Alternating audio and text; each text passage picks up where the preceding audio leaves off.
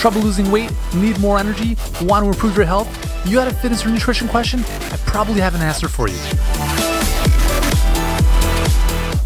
Welcome to the Ask Yuri show. Am I Yuri? I think I'm Yuri. Yeah, this is me. Okay, cool. Okay, so today we're talking to Kathy Stoner, who's asking a question about Hashimoto's disease. So she just got diagnosed with Hashimoto's, which is an autoimmune hypothyroid condition, where essentially the immune system attacks the thyroid. Not a lot of fun, right? So what do we do? Well, here's the thing. It's a bit of a complicated answer, so I'm going to try to, give you the nuts and bolts without going too much into detail, because I want to give you some actionable stuff that you can take on right now. So first and foremost, we have to understand that why does Hashimoto's come up in the first place? It's not usually a deficiency of iodine. It's not, a deficiency in a synthroid medication from your doctor. It's an autoimmune disorder. So why does an autoimmune disorder come about? Well, as you can tell, I've got no hair. And what that means is I have an autoimmune disorder called alopecia, whereby my immune system attacked itself. So it attacked my hair follicles and all my hair fell out, right? Which is pretty good actually, because I don't have to worry about my hair anymore. It's pretty straightforward. But nonetheless, with Hashimoto's, it's a little bit different because your thyroid is kind of, your master metabolism gland. So you're tired, you're lethargic, having a tough time losing weight. These are things that you don't really want to feel and experience on a day-to-day basis. So we have to look at cooling the immune system, okay? Because what's happening is the immune system is just like, it's going crazy. And you have to look at cooling it down. So you're modulating the immune system so that its response is not hyper crazy against your own tissue. So how do we do that? Well, we have to first and foremost, you have to heal your gut, because that's where everything starts. When you put something in your mouth, that whole tube, that whole path from your mouth to your anus is considered outside of your body.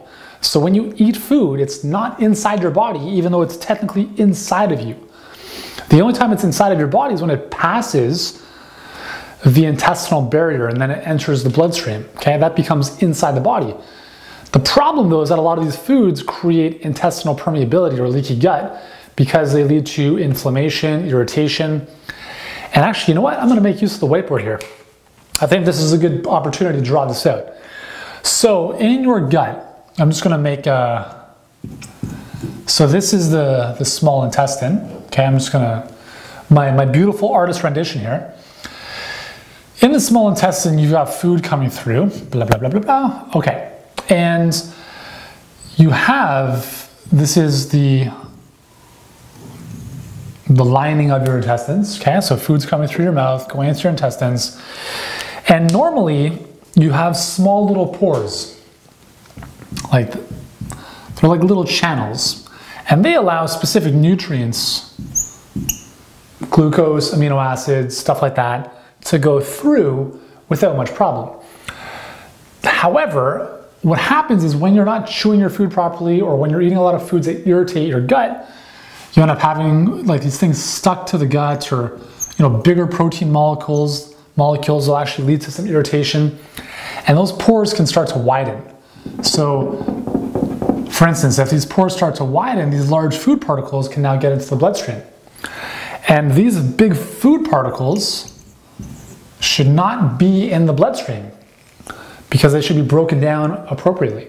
So when this happens, the immune system basically says, hey, this is not right. Something is in here that shouldn't be in here. Let's basically throw missiles at it pretty much. Immune cells, stuff like that, lymphocytes, antibodies, and the whole bit. And that is how you start developing allergies. Over time, with this repeated exposure, the immune system becomes hyperactive. And that's how autoimmunity develops. For the most part, it's pretty simple. So we have to look at re-engineering this whole process and say, listen, we got to seal these pores up in the gut. And in order to do that, you have to do a couple things. First of all, you have to remove irritating foods. Gluten, dairy, those are two of the big ones. And the other thing with Hashimoto's is that gluten has a very similar protein structure to your thyroid tissue. So with repetitive exposure, the immune system is saying, hey, this is the protein, let's attack it, right? But then it says, well, our thyroid, which is, apparently that's the thyroid. I don't even know, that's actually off the screen. I don't even know if you can see that. But because of the tissue, the protein structure of the tissue is very similar to gluten, your immune system can get them confused and eventually end up attacking the thyroid. So gluten is very heavily correlated with thyroid problems. So if you have Hashimoto's, you got to get rid of the bread, at least the gluten bread. Pastas, cereals, get rid of that stuff, okay? Doesn't matter what, like, you know, any kind of the paleo cookbooks, autoimmune cookbooks, whatever, I would say if any of them contain any grains, specifically glutinous grains, they're probably not the right cookbook, but most of them are pretty good. So they'll say, listen, get rid of the grains, get rid of the gluten, because that's where the problem starts. Second thing is you want to eat more of an anti-inflammatory diet. Lots of plant foods, lots of good omega-3 fatty acids, add some curcumin in, right? Very powerful anti-inflammatory, fish oil, stuff like that. Ginger, amazing food to cool inflammation in the body, because when the immune system is heightened, it's kind of tied in with inflammation and cortisol, which is a stress response, and it's just a nasty cascade of events.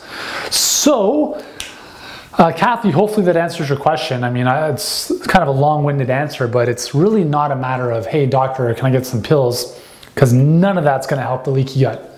You have to seal the gut, got to close those doors, you got to fortify the walls so that only the right nutrients get inside your body and allow time for the immune system to kind of cool down, get rid of those antibodies against the thyroid tissue in the bloodstream, and that's going to be a several-month process. Okay? So thank you for the question. If you have a question that you want me to answer, I'll do my very best to do so. Use the hashtag AskYuri here on YouTube or over on Facebook or Instagram, and let me know your question. I'll do my best to answer it in an upcoming video. And there we go. Hope you enjoyed. Talk to you soon.